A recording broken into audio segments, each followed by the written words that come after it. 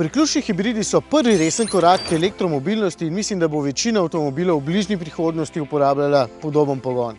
Kombinacija elektromotorja in klasičnega bencinskega vsem nejevernikom še vedno omogoča dolge poti, ker v strahu, da bi kar nekje obstali na cesti, sami ne bodo želeli kupiti polnega električnega avtomobila. Pri Toyoti so zelo poslušali voznike prejšnje generacije Priusa plug-in in predvsem povečali kapaciteto baterije na sedaj bruto 8,8 kWh. S tem so podvojili doseg in sedaj boste tudi v praksi lahko prevozili 50 električnih kilometrov, ko zunaj ne bo tako mraz, kot je sedaj. V bistvu gre za zelo prepričljiv avtomobil. Komur zunanja oblika ni všeč, očitno ne razume, da takšen avto mora izgledati futuristično.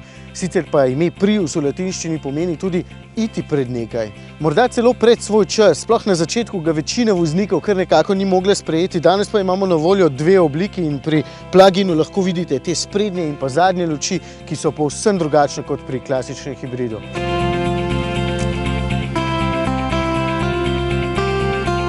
Znotraj vidnih razlik praktično ni, če ne pogledate te zadnje klopi. Tukaj sta na voljo samo dve mesti, ker so želeli prihraniti pri masi, da so potem dosegli normirani spust pod 30 gramov CO2 na 100 km.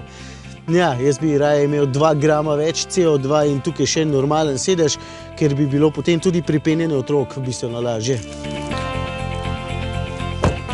Pri prtljažniku pa ni kompromisov, baterija enostavno potrebuje svoj prostor, zato je tukaj dno 16 cm bolj visoko kot pri navadnem Priusu, prtljažnik pa pogotne 191 litrov. Ne posebej veliko, ampak je precej dolg, čeprav je plitek, zato je še kar uporaben.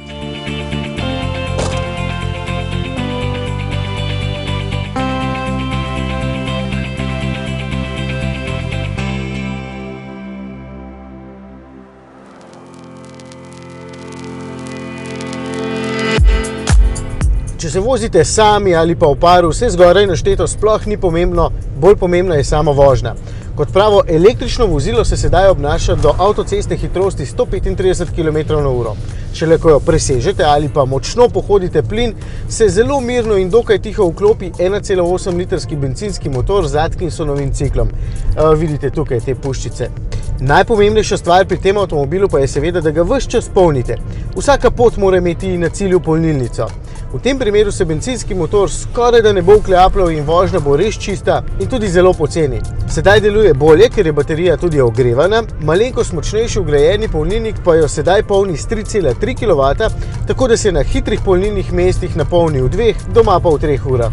Vožnja v tišini je res prijetna in hitro boste ugotovili, da je Prius tudi kakovostno izdelan. Podvozje je odlično nastavljeno, sicer je po občutku tole bolj mehak avtomobil, ampak ovinke grize precej bolje od pričakovanj, ki jih imate od priključnega hibrida.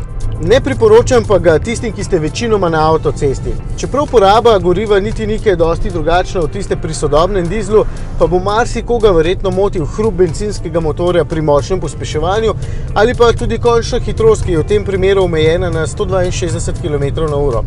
Jasno je, da so priključni hibridi doma predvsem v mestih in v njihovi okolici, bo pa zaradi visokih cen trajalo še kar nekaj časa, da bodo bolj razširjeni. Tale stane 38 400 evrov, na kar v tem trenutku dobite še 4500 evrov državne subvencije, torej pride kar sprejemljivih 34 tisočakov in to z bogato opremo.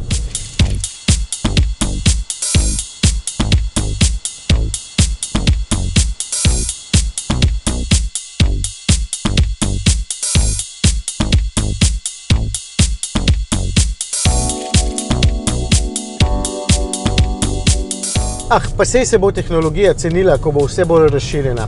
Če želite biti pred vsemi, no vsaj pred večino, potem je jasno, da je za vas Prius, kot smo glede na pomen imena ugotovili že malo prej. Pa plug-in naj bo, jasno, da ga boste polnili doma.